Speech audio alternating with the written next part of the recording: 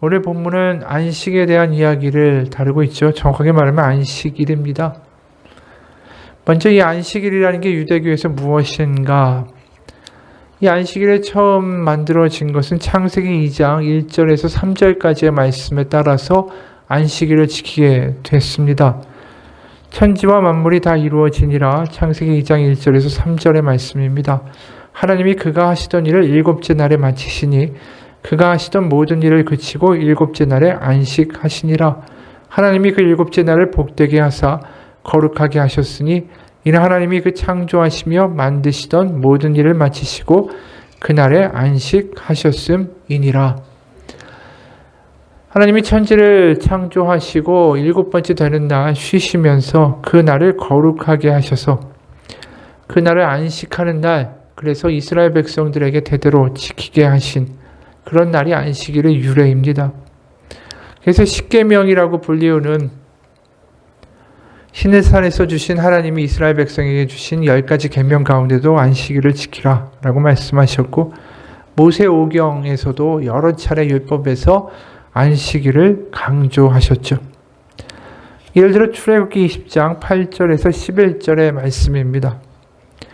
안식일을 기억하여 거룩하게 지키라. 엿새 동안은 힘써 내 모든 일을 행할 것이나 일곱째 날은 내 하나님 여호와의 안식일인즉 너나 내 아들이나 내 딸이나 내 남종이나 내 여종이나 내 가축이나 내 문 안에 머무는 객이라도 아무 일도 하지 말라. 이는 엿새 동안에 나 여호와가 하늘과 땅과 바다와 그 가운데 모든 것을 만들고 일곱째 날에 쉬었음이라. 그러므로 나 여호와가 안식일을 복되게 하여 그날을 거룩하게 하였느니라.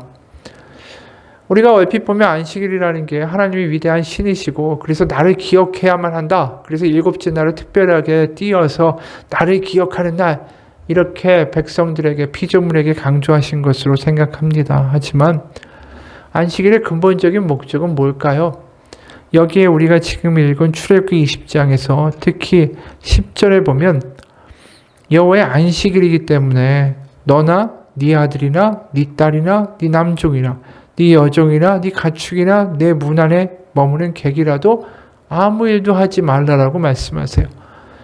만약에 하나님의 법으로 율법으로 주실 때 안식일을 지키라라고 한다면 그냥 간단하게 말씀하실 수 있죠. 안식일을 지켜라. 이는 거룩한 날이다. 나를 기억해라. 다른 것 하지 말고 예배, 그리고 창조주인 나를 기억하라.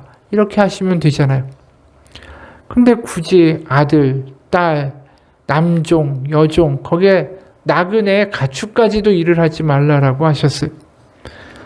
그러니까 이 율법이 지켜지는 사회는 어떻게 됩니까? 돈이 있는 자나 없는 자나 신분의 고하와 상관없이 떠돌이든 정주하는 사람이든 집이 있는 사람이든 없는 사람이든 다 동등하게 아무 일을 하지 않아도 그들에게 먹을 것을 주고 그들을 돌보는 사회가 되어야 한다라는 것이죠. 우리가 이 출애굽기부터 시작해서 신명기까지 이르는 이 출애굽의 역사를 보게 되면 그들이 어디서 출애굽을 하게 됩니까? 이집트에서 출애굽을 하죠. 이집트를 탈출하는 게 출애굽기니까. 그럼 이집트라는 사회는 어떤 사회입니까? 피라미드 구조의 사회죠. 위에 파라오가 있고 그 밑에 제사장과 귀족들이 있고 맨 밑에 노예와 종들이 있는 사회 아니겠어요? 이런 피라미드 구조의 사회들은 대부분 위에 있는 사람들은 쉬죠. 밑에 있는 사람들은 끊임없이 그 위에 있는 사람들을 위하여 노동력을 제공해야 되고, 특히 매일 쉬는 날이 어디 있겠어요? 위에 있는 사람들이 계속 요구하는 것들을 따라서 계속해서 일해야 되고 생산해야 되고, 이게 노예의 삶 아니겠어요?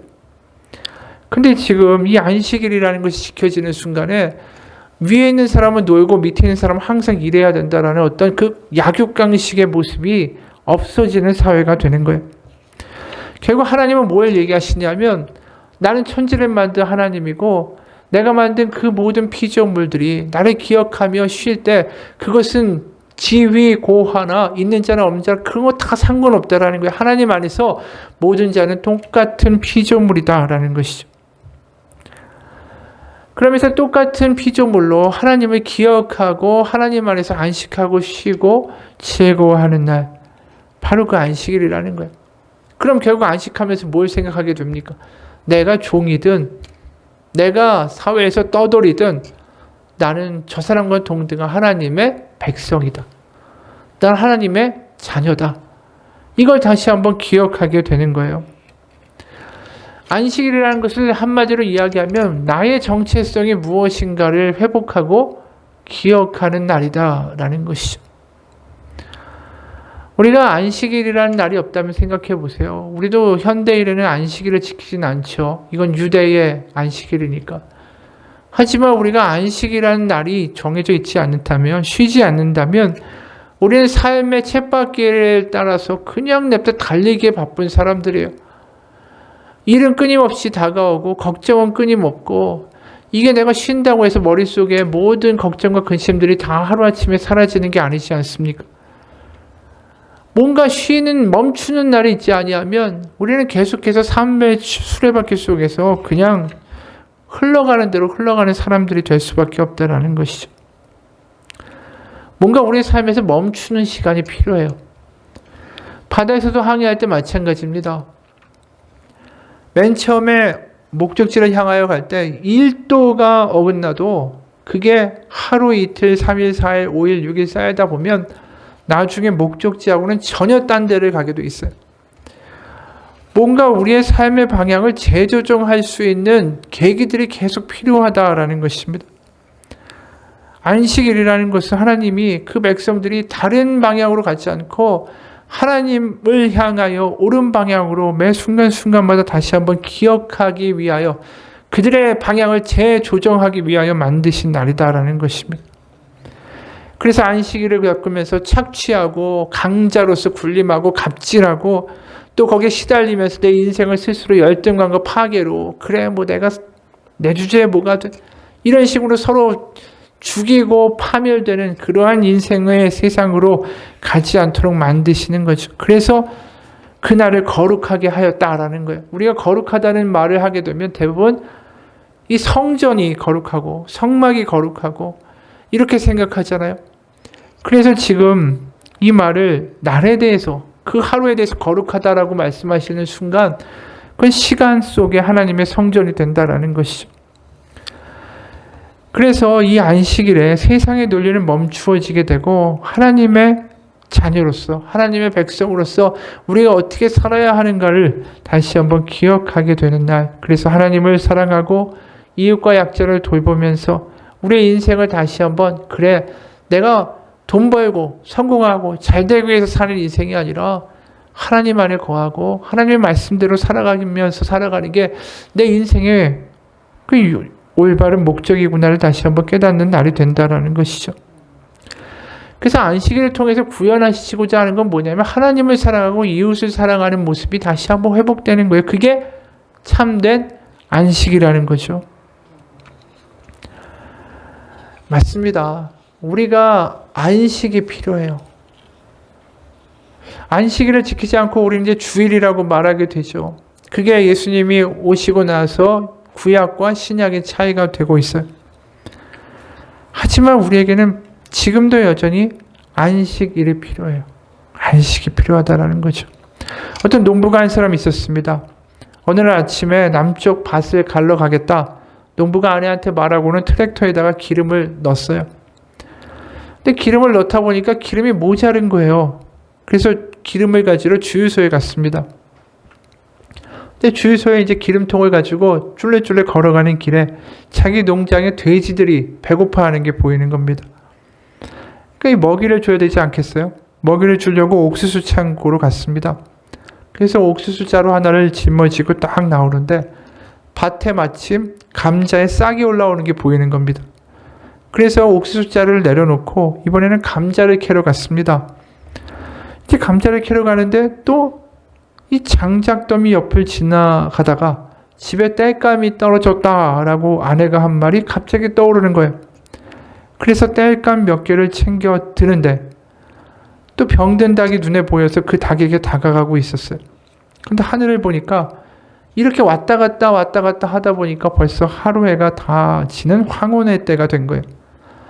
아침에 뭘 하려고 했습니까? 남쪽 밭을 가려고 트랙터로부터 시작한 하루가 엉뚱하게 닭 옆에 서 있는 걸로 끝났다라는 거예요. 이 농부의 하루가 어떻습니까? 열심히 살아요. 계속해서 일을 하죠. 이 일 했다가 저 일 했다가. 또 주위의 사람들이 하는 말에 반응하려고 또 열심히 일을 합니다. 하지만 살다 보니까, 일을 쫓아가다 보니까, 또 주변 사람들의 말에 따라서 그거 해주겠다고 여기저기 다니다 보니까 아침에 자기가 계획한 거하고는 전혀 다른 방향에 가서 자기가 전혀 생각지도 않은 닭장 옆에서 자신의 하루가 끝났다라는 것이죠. 우리의 인생이 그렇다라는 거예요. 이게 하루의 얘기가 아니잖아요. 우리가 살다 보면 이 일 해야 되고, 일 다음에 또 다른 일이 눈에 보이고, 또 누가 무슨 말하면 그거 해줘야 되고, 그러다 보면 내가 도대체 어디를 가고 있는지, 내가 갑자기 왜 여기 와 있지라는 생각이 문득 드는 인생이 될 수 있다라는 것이죠. 우리에게 안식이라는 게 필요해요. 내가 과연 어느 방향을 향해서 가고 있는가? 나의 인생의 방향은 제대로 지금 향하고 있는가? 그렇게 생각하고 멈출 시간이 필요하다라는 것이죠. 그렇기 때문에 안식일에 하나님이 원하시는 게 그거예요. 네가 어느 방향을 향하여 도대체 뭘 생각하면서 그렇게 바쁘게 살고 있니? 그걸 다시 한번 생각해 봐. 오늘 본문에서도 그러한 측면이 드러납니다. 오늘 본문의 안식일에 제자들이 너무 배가 고파가지고 밀 이삭을 딱 뜯어가지고 손으로 비벼서 껍질을 벗기고 낼로 먹었습니다. 그걸 본 바리새인들의 이야기입니다. 이 당신의 제자들이 지금 일을 했다고, 안식일을 어겼다고. 밀의 껍질을 벗기는 것도 일입니다. 그 추수니까. 당시 율법에서 보면 이 일이라는 게 뭐다라고 규정을 해놓은 율법 책이 있어요. 거기 39가지가 다 정해져 있습니다. 그 중에서 안식일을 추수하는 것은 일이다라고 규정되어 있는 거예요. 그러니까 지금 이 제자들이 안식일에 일을 했다라는 거죠. 그러니까 예수님한테 와가지고 왜 따지는 거예요? 이게 뭔가 잘못됐고 당신도 엉터리다. 그랬더니 예수님이 3절에서 5절 이렇게 말씀하시는 거예요. 예수께서 대답하여 이르시되 다윗이 자기 및 자기와 함께한 자들이 시장할 때 한 일을 잃지 못하였느냐? 그가 하나님의 전에 들어가서 다만 제사장 외에는 먹어서는 안 되는 진설병을 먹고 함께한 자들에게도 주지 아니하였느냐? 또 이르시되 인자는 안식일의 주인이니라 하시더라. 이야기는 뭐냐 하면 구약에서 다윗이 사울에게 쫓겨서 도피 생활을 할 때 사무엘상 21장을 보게 되면 놉당의 제사장, 거기에 아히멜렉이라는 사람이 나옵니다. 거기 찾아가서 우리가 지금 사울에게 쫓겨가지고 진짜 못 먹었습니다. 우리 너무 배고픕니다. 그랬더니 이 제사장인 이 사람이 성소, 이거 하나님께 드리는 거잖아요. 제사장만이 먹어야 되는 그 떡, 진설병이라는 떡을 이 배고픈 다윗과 다윗 수하에게 준 거예요. 이건 율법과 하나님의 말씀을 완전히 어긴 거죠. 그러나 다른 편에서 보면 배고픈 자, 굶어 죽는 자를 먹인 행위였다라는 거예요. 그런데 하나님이 네가 제사장인데 제사장만 먹어야 되는 걸 그들에게 주었으니 먹은 자나 준 자나 다 내가 저주하리라, 징벌하리라. 하나님 그러시지 않았다라는 거 아닙니까? 그러니까 그 이야기를 예수님이 하시는 거예요. 예수님의 율법이라는 것에 법 자체를 지켰느냐 안 지켰느냐가 중요한 게 아니라 사람을 살리고 그리고 하나님을 사랑하고 이웃을 사랑하는 하나님이 원하시는 목적에 따라 그 삶의 방향을 정해서 살았는가, 그게 하나님이 안식일을 더 원하시는 것이다. 그 이야기를 하시는 거죠. 우리도 마찬가지 아니겠어요? 뭘 지켰다 했다가 중요한 게 아니에요. 우리가 항상 이거 왜 하는지가 중요하죠. 왜 일을 합니까? 왜 바쁩니까? 그거에 대한 대답이 있으세요? 그냥 먹고 살자고 하니까 그렇게 해야지. 그 답이 너무나도 어떻게 보면 안타깝지 않으세요? 내가 왜 일을 하고, 내가 왜 수고하고, 내가 왜 하면서 일을 하며 욕먹고 수모를 당하는가? 거기에 대한 대답이 있어야지 내가 살 힘이 나는 거 아니겠어요? 최소한 내가 이렇게 고생하며 무시당하며 바쁘게 사는 거, 그런데 가정을 위해서, 내 아이와 내 아내를 위해서, 내 남편을 위해서다. 최소한 그러한 어떤 생각이라도 있으면 힘이라도 나겠죠. 그러니까 뭐든지 우리가 일하고 바쁘고 뭔가 열심히 한다라는 것 자체에서 분명한 의미를 잇는 인생이 됐으면 좋겠어요. 그 의미가 특히 하나님 안에서 뭐라고요?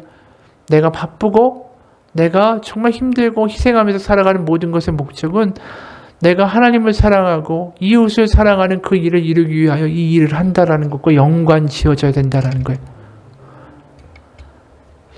그것에 대해서 생각해 볼 필요가 있어요. 왜냐하면 그게 안 되면 우리는 일주일 중에 6일은 그냥 세상 방식으로 다 살아가다가 딱 주일날 와서 예배만 드리는 사람이 돼요. 그럼 우리의 6일과 주일과 아무 상관이 없잖아요. 도대체 내가 열심히 살아가는 인생이 하나님 사랑, 이웃 사랑과 무슨 관계가 있는지를 한번 생각하고 만들어 볼 수 있어야 된다는 거죠. 그러면 내가 하는 일이 하나님의 일과 관계가 있게 되고 내가 살아가는 삶이 하나님의 어떤 말씀과 하나님의 어떤 열심과 뭔가 연관이 되는 그러한 것들이 생기기 시작하죠.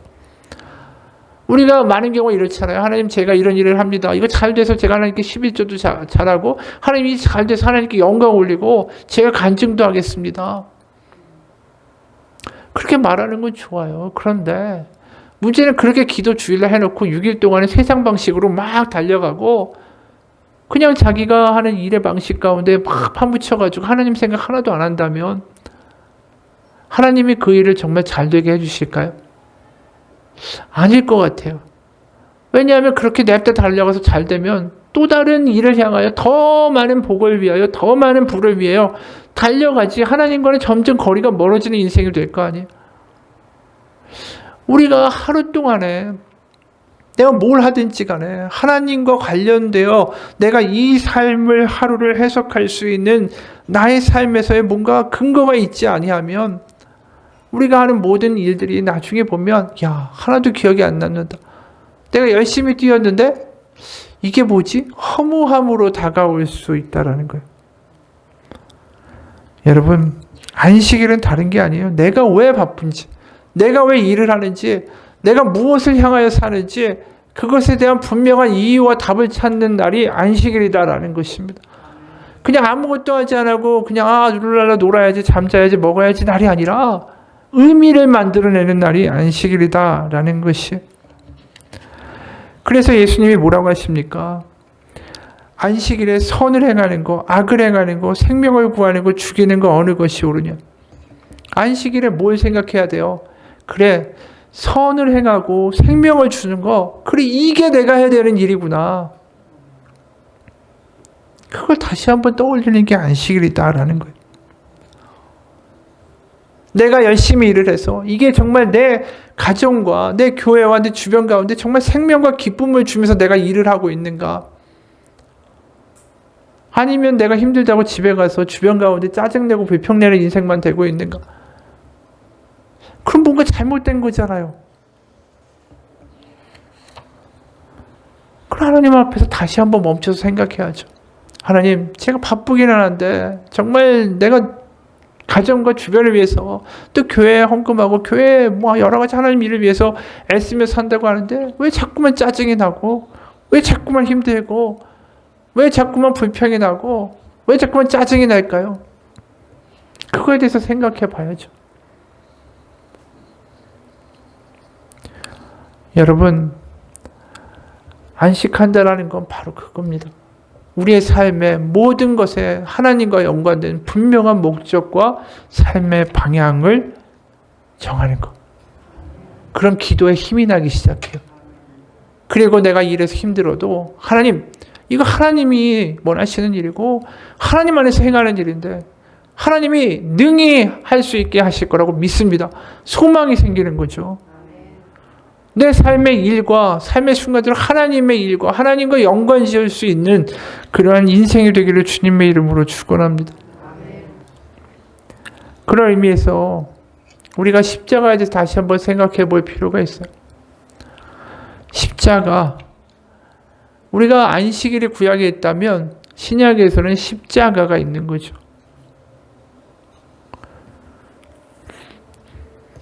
십자가 가운데 나가는 사람은 어떤 사람일까요? 내 생각과 내 판단과 내 주관과 내가 하나님 이렇게 하셔야 된다라고 명령하는 모든 것들을 멈추고 십자가에 나간다는 건 하나님, 제가 부족하고 제가 또 어리석어서 제 나름대로 막 달려가다가 하나님 이렇게 실수하고 부족하네요. 제가 열심히 산다고 살았는데 이렇게 되네요. 하나님 이거 뒤죽박죽이 됐네요. 그걸 고백하는 자리가 어디냐면 십자가라는 거예요. 구약에서는 안식일날 그걸 기억해야 한다면 우리가 십자가와 부활을 믿는 예수 그리스도의 제자들이라면 십자가에 와서 그걸 생각해야 된다는 거죠.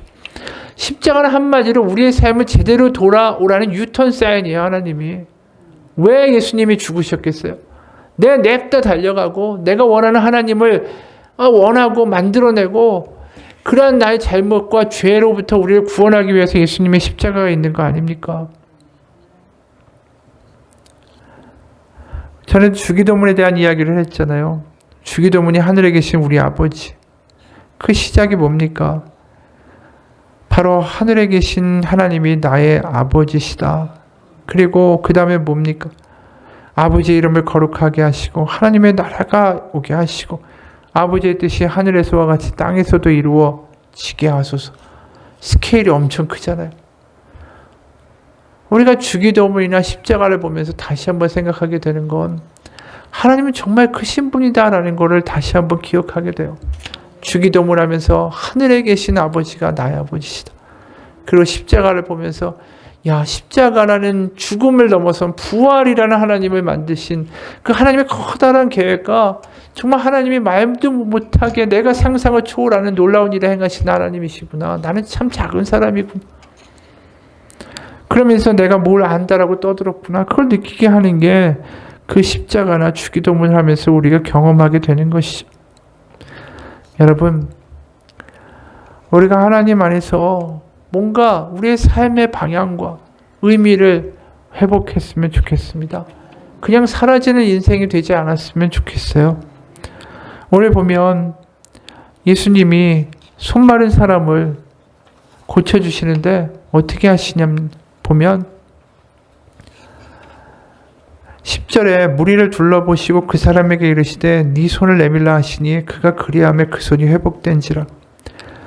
이 사람이 지금 8절에 보면 이런 말씀도 있어요. 예수께서 그들의 생각을 아시고 손 마른 사람에게 이르시되 일어나 한가운데 서라 하시니 그가 일어나 서거늘. 지금 손 마른 사람이 안식일에 앉아 있는데 그가 병 중에 있는 사람 아니에요. 어떻게 보면 병 중에 있으면서 주변 사람들 가운데 얘기도 많이 들었을 거예요. 너 하나님에게 벌 받는 거야. 너 인생 하나님이 좋게 안 보시니까 그렇게 된 거 아니겠어? 그런 얘기를 듣고 살았던 이 사람은 인생이 어떻게 됐을까? 인생이 표류하기 시작했어요. 그때부터. 그래. 내 인생은 정말 하나님이 돌보시지도 않고 내 인생은 이렇게 저주받고 내 인생은 되는 게 없고 왜 내 인생은 이 모양 이 꼴이야? 이런 식으로 흘러갔겠죠. 그러면서 하나님을 바라보면서도 기도도 잘 안 됐을 거예요. 의욕도 많이 사라졌겠죠. 그런 삶에 대해서 어떻게 생각할 수 있을까? 장경철 교수가 흔적신학이라는 책을 썼는데 여기 보면 이런 말씀이 있어요. 예수께서는 늘 병을 고쳐주시기 전에 이런 질문을 던지곤 하셨다. 내가 너에게 무엇을 해주기를 원하느냐? 어쩌면 이 질문은 불필요한 것일지도 모른다. 소경에게 이것을 물어보시면 당연히 눈 뜨는 거라고 이야기할 거고 안진뱅에게 무엇을 원하느냐라고 물으면 당연히 일어서기를 원하지 않겠는가. 어찌 예수님께서 그것을 모르셨겠나. 하지만 질병의 노예가 되고 인생의 목표를 잃어버린 표류하는 사람들은 점점 자신의 소원마저도 상실해간다. 계속된 실패의 축적 속에서 자기 삶을 포기하게 되고 결국 생의 진정한 소원과 열망과 열정무자도 사라지게 된다. 실패와 좌절의 노예가 될 때 그저 사라지는 삶이 되고 질병의 운명이 되고 오늘도 바꿀 수 없는 현실이라는 그런 포기가 따라오게 된다. 이제 그러면서 희망도 사라지고 소원마저 병들게 된다. 손과 발, 눈과 귀가 병드는 게 아니라 마음이 병들어 소원도 할 수 없는 무딘 마음이 되어버린다. 그런 거예요. 지금 이 손 마른 사람이 그렇게 살았겠죠. 그러니까 예수님이 어떻게 이야기하십니까? 그냥 고쳐주실 수도 있잖아요. 그런데 안식일에 고치시면서 이렇게까지 말씀하세요. 손 마른 사람에게 이르시되 일어나 한가운데 서라 하시니 그가 일어나 서거늘. 굳이 일어나서 서라고 말씀하시는 거예요. 왜 그러겠어요? 그가 마음마저 병들었기 때문이에요. 더 이상 삶에 아무런 의미를 찾지 못하고 이제 소원하는 마음마저도 사라지고 하지만 예배는 드리는 거예요. 예배는 드리지만 생기도 없고 희망도 없고 소원도 없고 그냥 앉아 있는 거예요. 그러니까 일어나라 라고 말씀하시는 거죠. 그리고 네가 다시 소원하라. 네가 다시 하나님을 바라라. 하나님 안에서 너의 삶의 의미를 찾으라. 넌 그렇게 버림받은 자가 아니다. 분명히 하나님이 주시는 예수님의 메시지. 그리고 그를 고쳐주셨어요. 그게 안식이래요. 안식일은 다시 한번 삶의 목표가 분명해지고 내가 버림받은 게 아니라 하나님의 자녀로 살아갈 분명한 하나님의 은혜를 받은 하나님의 자녀라는 걸 깨닫는 것이고 내 삶의 하루하루가 하나님 안에서 새로운 의미로서 다시 한번 부활하는 삶의 의미를 가지며 살아가는 인생이 되는 것, 그게 바로 안식일이고 예배였다라는 것이죠. 하나님은 그렇게 생명 주기 원하세요.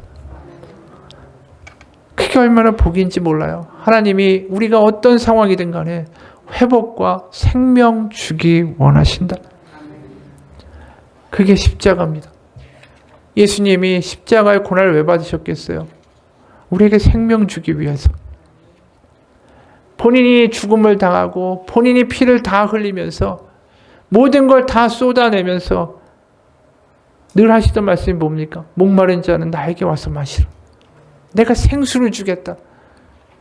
우리에게 생수를 주고 우리에게 의미를 주고 우리에게 자유를 주고 우리에게 회복을 주기 위해 정작 예수님이 당하신 건 뭐냐면 고난과 포로됨과 십자가에 못 박힘 아니겠어요? 누가복음 4장에서 예수님이 오신 이유가 뭡니까? 눌리고 포로되고 갇힌 자를 자유롭게 하고 주의 은혜의 때를 선포하기 위하여 내가 왔다. 정작 그걸 이루기 위하여 예수님은 본인이 맞았고 본인이 포로된 것처럼 십자가에 매달려야 됐고 예수님이 결국 하신 일은 뭡니까? 결국 우리 가운데 회복을 주기 위하여 본인이 그 모든 대가와 값어치를 치르셨다라는 거예요. 여러분, 나 같은 사람이 어떻게 하나님 의미를 얻고 자유를 얻고 내가 하나님의 자녀라고 부름받을 수 있겠습니까? 난 이제 변덕도 심하고 나는 죄도 많고요. 난 그냥 사라지는 인생이고 아무것도 그냥 무덤덤하게 살아가는 어떻게 보면 지치는 인생일 뿐인데 그럼 하나님 이렇게 얘기하시겠죠. 아니야. 내가 너에 대한 인생의 값어치를 예수 그리스도 십자가에서 이미 치루었다라고. 여러분, 주님의 십자가의 고난은 그냥 고난이 아닙니다. 나를 살리기 위하여 당하신 고난이에요. 생명 주고자 하신 하나님의 그 마음을 경험할 때 그게 복음이 되고 나를 살리고자 하시는 나의 인생에 있어서 분명한 의미와 방향을 주기 원하는 하나님의 마음이 느껴질 때에 매일매일 사는 인생이 달라질 수 있습니다. 우리가 매일 나갈 때 일하면서도 그렇게 기도할 수 있잖아요. 하나님, 오늘의 일이 세상의 일일 수 있지만 하나님, 이 일 가운데 하나님의 뜻이 드러나게 하소서. 제가 수고하여 버는 이 오늘의 양식을 하나님 허락하여 주시고 이걸 가지고 우리의 가족들이 정말 하나님 안에서 살아가고 또 제가 얻는 이 물질들이 주변의 어려운 이들을 돕는 데 쓰임받기를 원합니다. 저는 그냥 단순히 먹고 살고 시달리기 위해서 일하는 게 아니라 하나님의 뜻을 이루기 위하여 살아가는 오늘 하루가 되기 원합니다. 그게 참되온 안식이에요. 그럼 주변에서 사람들이 뭐라고 해도 그게 나를 흔들 수가 없습니다. 왜요? 나 하나님 안에 있고 하나님 안에서 의미를 가지고 살아가는 인생인데 주변 사람들이 뭐라고 이야기하는 게 그게 뭐가 그렇게 중요하겠어요? 그리고 때로는 나를 무시한다고 하더라도 그게 나를 건드릴 수 없어요. 왜요? 내가 하나님의 자녀로 살아가는데 하나님이 나를 자녀로 삼으시고 나를 지키신다는데 주변 사람들의 위협과 말들이 나에게 무슨 위협이 되겠습니까? 여러분, 우리의 삶이 그렇게 복된 인생이 될 수 있다는 걸 기억하시기 바랍니다. 한 이야기로 마치죠. 전에도 했던 이야기예요. 전라남도 어딘가의 시골이 고향인 나의 한 지인의 이야기다. 젊은 시절 서울에 올라와 삶을 개척하려던 그는 어느 날 예기치 않게 사고에 휘말리게 되었다. 당장 상당한 금액이 돈에 필요했던 그에게 낯선 서울은 엄혹하기만 했고 돈을 구하려던 모든 노력이 수포로 돌아가 상황이 급박해지자 그는 마지막 결심을 했다. 고향 어머니에게 내려가 말씀드리기로 했던 거다. 무슨 일이 있어도 이것만 하지 않으려고 버티고 버텼던 그는 서울역으로 가 돌아오는 기차 시간을 봐두고는 플랫폼으로 나갔다. 마음 한편으로는 제발 기차가 오지 않았으면 하는 바람이었지만 기차는 어김없이 정시에 도착했고 그는 이를 악물고 객차에 오르지 않을 도리가 없었다. 곳곳에 빈 좌석이 있었지만 입석표를 산 그는 자리에 앉지 않고 서울에서 광주 송정리까지 먼 거리를 내내 서서 갔다. 자리에 앉는다고 누가 뭐라고 그럴 것도 아니고 오가던 여객 전무가 손님이 없는 날이니까 앉아가라고 여러 번 권했지만 그는 끝까지 좌석에 엉덩이를 붙일 수 없었다. 돈이 있을 리가 없는 어머니, 결코 가서는 안 되는 어머니에게 간다라는 사실에 그의 마음은 천근도 더 나가는 납덩어리가 되고 서서 가는 중에도 그는 쉴 새 없이 자책하며 스스로를 학대했다. 기차가 송정리에 도착하자 바로 달려가 버스로 갈아탄 그는 고향이 다가올수록 마음이 더 무거워졌다. 밥 한 끼 제대로 차려 먹는 법이 없는 엄마, 손바닥만큼도 안 되는 밭대기를 붙이며 틈틈이 동네 사람 밭에 손을 보태서 입에 풀칠이나 할까 말까한 어머니, 그 사정을 뻔히 알면서도 어떻게 그 어머니의 주름진 검은 얼굴 앞에 거액의 돈이 없으면 인생을 그르칠 수 있다라는 이야기를 차마 입에 올릴 수 있을까? 도착해서 어머니라고 부르자 어머니는 머리에 수건을 칭칭 동여맨 채 밭일을 하다가 등 뒤에서 들려온 목소리에 흠칫 놀라 획하고 고개를 돌렸다. 그는 어머니와 눈을 부딪히지 않으려 허공에 시선을 둔 채 마치 남의 이야기라도 하는 양 어째서 급히 내려왔고 돈이 얼마가 필요하며 오늘 오후 몇 시 차를 타고 돌아가지 않으면 이 감옥에 가는 사태를 막을 수가 없다라는 내용의 목소리를 무심한 듯 풀어냈다. 그렇게 해서 허공에 힘든 눈길을 두었던 그가 이야기를 마치고 고개를 제자리로 돌렸을 때 그의 눈동자에 맺힌 건 어머니의 모습이 아니었다. 거기는 텅 빈 벌판, 그리고 여기저기 덩어리 진 진흙더미 사이로 난 조그만 맨발 자국만 보였다. 어머니는 그의 이야기에 그야말로 쏜살같이 동네를 향해 달려가 버려서 그의 시야에 잡히지 않았던 거다. 깊은 죄책감에 그 자리에서 고개를 푹 숙인 채 간간히 흐르던 눈물을 손등으로 훔치던 그는 눈에 들어온 어머니의 조그만 발을 보고서야 고개를 들었다. 어머니는 고무줄로 묶은 꼬깃꼬깃한 지폐 한 뭉치를 흙 묻은 손으로 움켜쥐고 있었다. 첫눈에 봐도 어머니가 온 동네를 헤집고 다니며 집집마다 피를 토하며 사정하고 마련해온 돈이 분명했다. 손을 헐떡거리며 내미는 어머니의 돈뭉치에 그는 밭두렁에서 일어나 간신히 어머니 얼굴에 시선을 두었다. 어머니 이렇게 말한다. 내가 전생에 무슨 죄를 지어.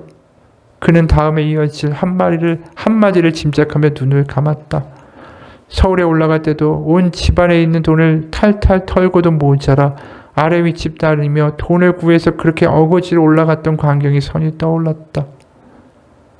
도대체 무슨 잘못을 저질렀기에. 어머니 이렇게 말하며 표정이 점점 어두워져 갔고 그에 못지않게 그의 얼굴 또한 뜨거워져 갔다. 그런데 어머니의 뒷말은 도대체 무슨 죄가 있어 무슨 잘못을 저질러 내가 왜 이렇게 돈이 없나.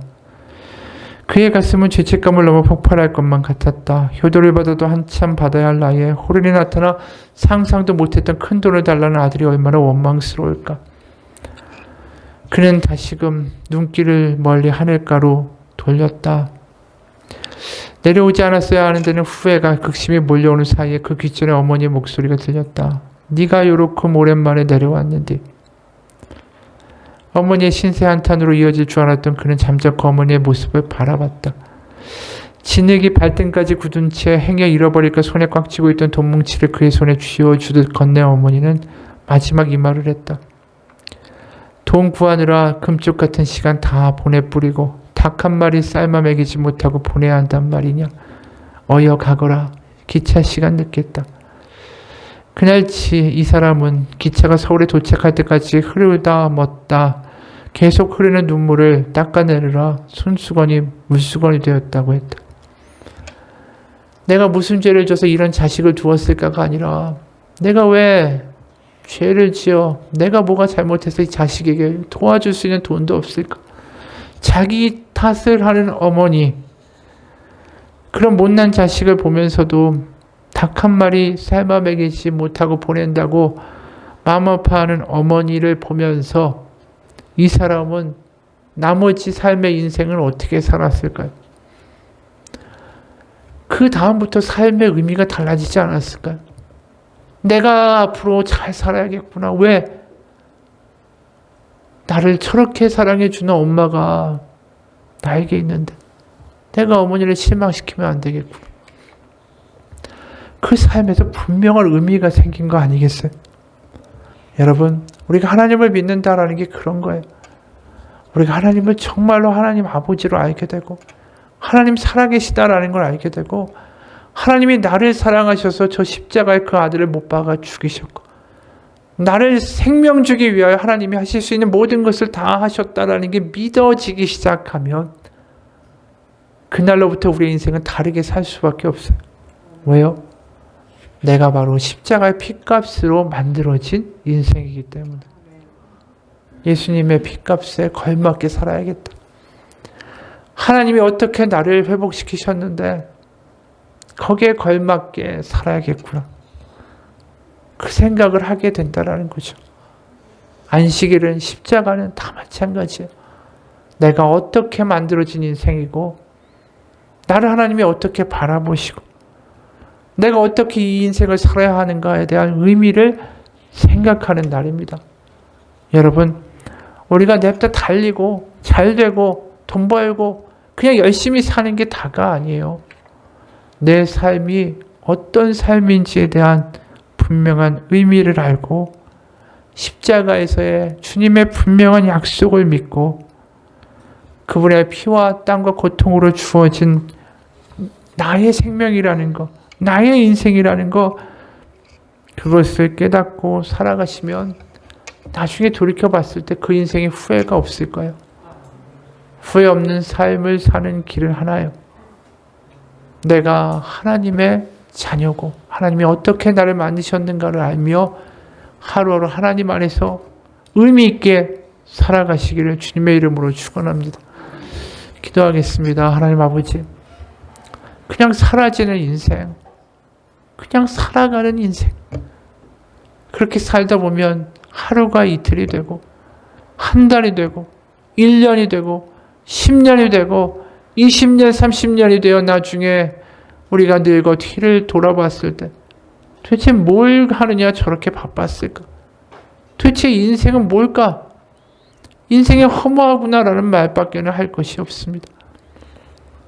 하나님, 오늘 하루를 살아도 하나님의 자녀로 살고 하나님의 아들로 살고 하나님의 딸로 살고 감격하며 살고 의미 있게 살고 그래서 하나님 사랑받아 살고 또 하나님 사랑한다고 고백하며 살고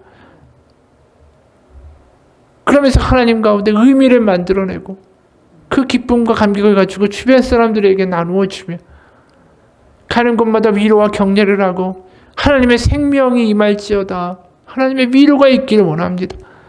하나님의 사랑이 임하기를 원합니다. 하나님께서 당신을 사랑하십니다. 하나님의 말을 하며 그렇게 하나님의 의미 있는 하루하루를 살아갈 수 있는 복된 삶이 되게 도와주옵소서. 기억도 나지 않는 일주일이 아니라 지나보니 아무것도 기억에 남지 않습니다. 그렇게 말하는 매 주일의 예배의 고백의 시간이 아니라 하나님 순간순간이 하나님의 은혜였고 순간순간이 하나님의 사랑이었고 하나님 안에 거했기 때문에 기뻐하며 감사한 시간이었습니다. 모든 것이 하나님의 은혜입니다. 그렇게 고백할 수 있는 우리의 예배와 우리의 주일이 되게 하여 주옵소서. 예수님 이름 받들어 기도합니다. 아멘. 같이 기도하겠습니다.